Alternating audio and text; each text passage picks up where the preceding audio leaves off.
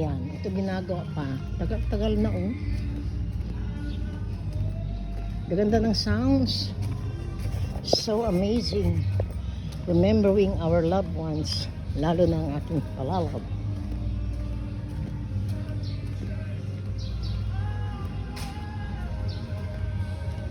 My way talaga. Ayan, ginagawa pa yung kalsada dito. Kaya hindi pa pwedeng daanan ng mga sasakyan ng 4 wheels. Kaya maski motor kasi hindi pa makalusot sa kabila. Ito kasing pinaka-shortcut namin pag pumunta sa parada. Aakyat lang ng footbridge. Ngayon, hindi naman ako aakyat. Pupunta lang ako sa bahay ng anak ko. Kaya, ayan, nakita niyo, hindi pa tapos eh. Grabe. Putol-putol ang trabaho. See, pag yan ang naging baha, grabe. Diba? Kaya pinalakihan nila ang drainage para ano. Diba? Ayan. Dito yan sa Matinyas. Bonitilio. Ayan.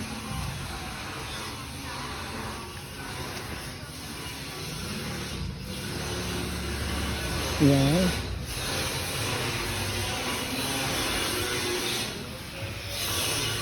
Walang madaanan. Oh my God, saan ako dadaan ito?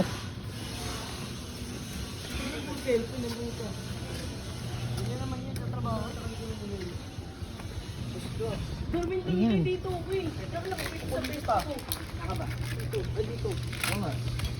Pwede naman dito, di ba maglakad? Walking lang. Okay, fine, whatever. Yan.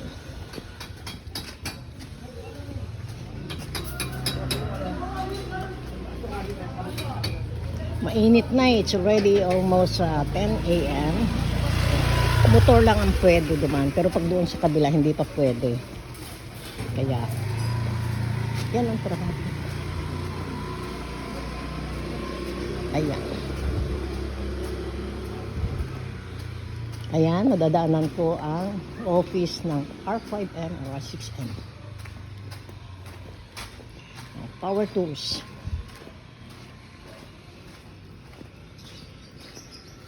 Dito yung sasakyan nilang isa. Ito pala dalawa. Ayan. Ito yung apartment nila ni Junjun at Mirusa. Ng pamilya Mercado yan. Kunanan Mercado. Ito yung apartment. Ayan. Ay, andito yung kanilang sasakyan. Andito yung kanilang sasakyan. Pero andun sila sa BRT sa Bulacan. Hindi naman ako na sama kasi bakit? It is because for the cousins lang, sa mga pamangkin na for the boys lang talaga ang gala doon. Siyempre.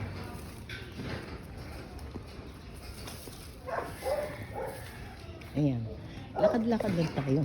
Part of walking exercise para maanong ating mga tuhod tumibay kasi ang left knee ko medyo umaaray-aray na. Kaya yun ang inaano ko.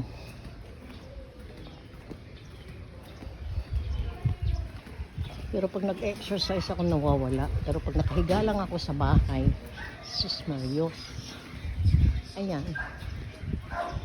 Ayan, makakarating din tayo sa paruroonan natin. Walking lang. May payong naman ako eh. See?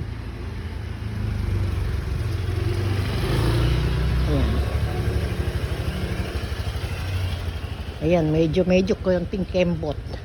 Makakarating din. Kasi kung sasakay ka, babayad ka ng 32 pesos. Ikaw lang mag-isa. Eh kaya man na mag-walking ng 20 minutes or 30 minutes. Ito yung mga bahay dito. Sa Demitilio. Eugente de Leon, Valenzuela City. Ayan. Di ba lalaki ng mga houses dito? Ayan.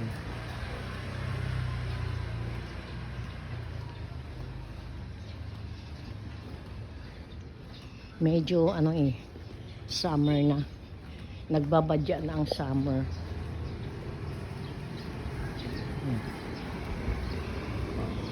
Summer is on the grow. Yan.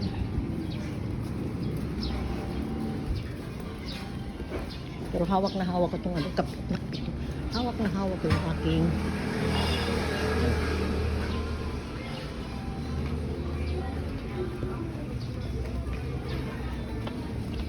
kasi sila din na alam ko magsisimba yun. Kaya dapat dadaan ako sa kanila, kaya lang baka magsimba sa kanila. Dito na. Yan.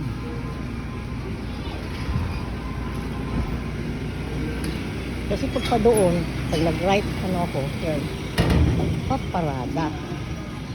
Left turn ako, papuntang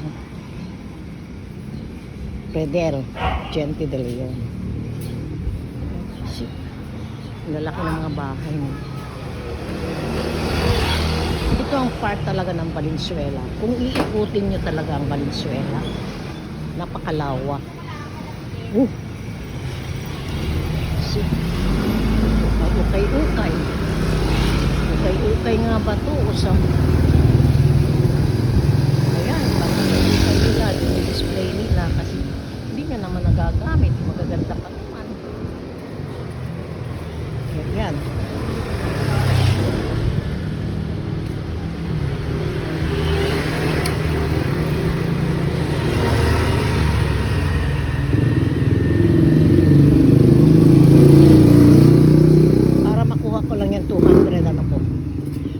Ng 200 calories.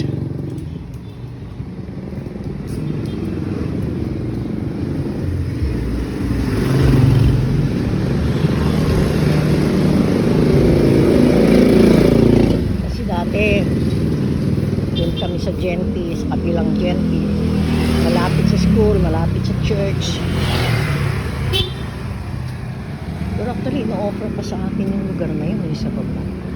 Kaya lang hindi naman ang papayagan ng mga ano. Yan, lugawan. Matagal na to. Ito pa yung suki namin mga lugawan dito. Dito kami kumakain. Lugawan. Lugawan. Yan, dito na tayo. Right turn. Kasi ito na yung Santolan. Meron pasensya na, may dala akong pera, bibigyan na lang kita. Hindi may Gcash pa ako, wala naman tayong Gcash. Walang load ang cellphone, kaya nag-video lang ako. Yan. O, diba? Ayan, buko. Buko. Magbubuko. Malakas ang kita dyan sa pagmatyaga ka.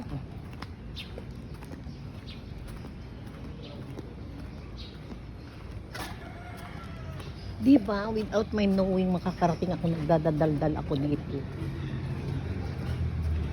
Kasi wala akong live, mag-upload na lang tayo habang naglalakad. I-upload natin to. Pagdating doon, kaya may wifi. Ay di wala pala akong load, kaya hindi ako nakapag-data. Ito mga bentahan ng mga segunda manong bakal. Yan bumibili ka sa mga ganun. Una natin.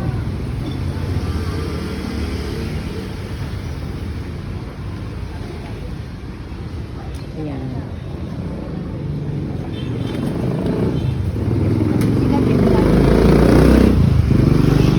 Ito na yung Santolan. Ayan.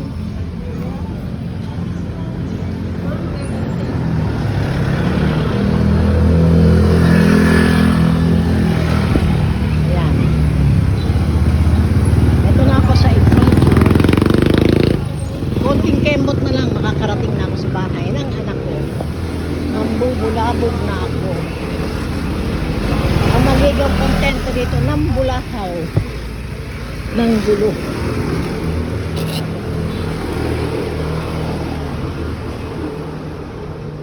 Mamaya tatawagan ko yung kapatid kong bunso para papuntahin ko dyan. Para masaya kami. Look, sila lang mag-asawa din. Wala si Andre.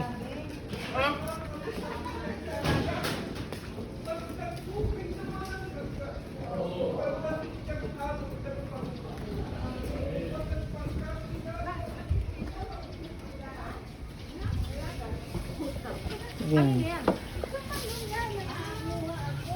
Para malaman nyo kung pag nag-walking ako, ito yun. Ayun, doon sa kaliwa na yun. Kakaliwa na ako. Then, ay, malapit na ako. Konting kembot na ng mga sisters, mga kapatid, kapamilya, kapuso. Oh!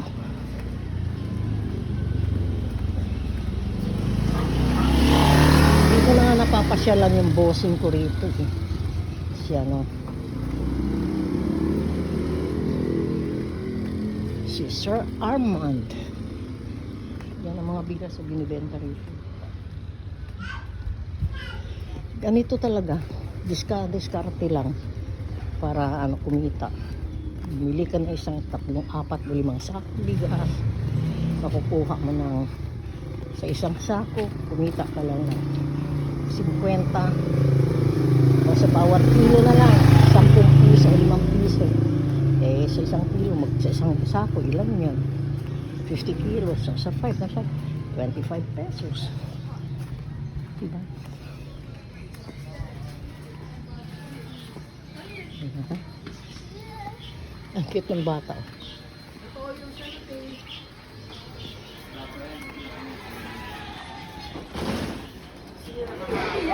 Natatabingi yung salamin. Dito ka na lang. Hayaan mo siya. Ayan, konting kembot na lang kakaliwa na ako. At first street kakanan. Then, eto na. May mga tindahan dito. Ito dati yung mga bakal. So, ngayon, pagawaan na ng mga sasakyan. Yan. Daming sasakyan, diba? Pero maluwag dito. I-compare doon sa amin ang kalsada.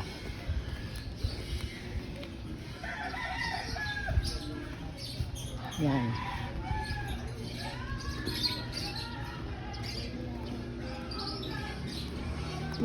Alam nyo guys, sa totoo lang, true to real talk, naiingit ako sa mag-asawang tumanda na magkasama pa rin.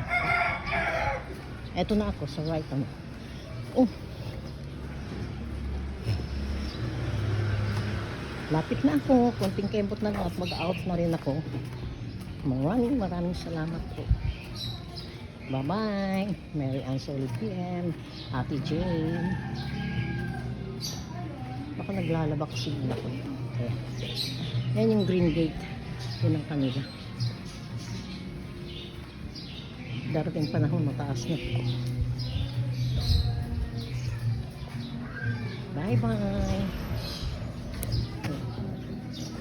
Bye-bye.